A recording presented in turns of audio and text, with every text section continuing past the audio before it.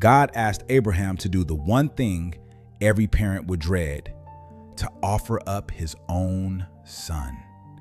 And the strange part is, Abraham didn't stall. He didn't argue. He got up early the next morning and went.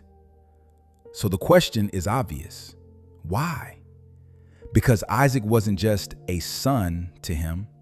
He was the impossible child, the promise he waited decades for, the one God himself said would carry a nation.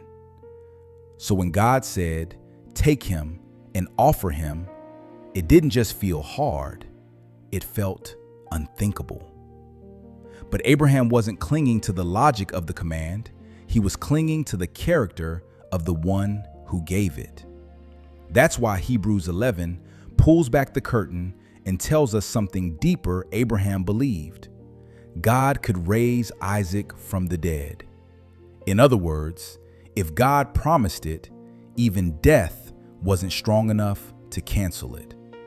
Because this story isn't really about sacrifice. It's about allegiance. It exposes what happens when obedience collides with what we're most afraid to lose.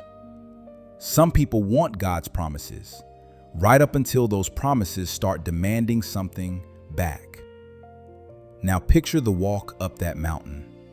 A father carrying fire and a knife. A son carrying the wood for his own offering. Step after step, silence between them, except for one unspoken question hanging in the air. Do I trust God more than I fear losing what he gave me?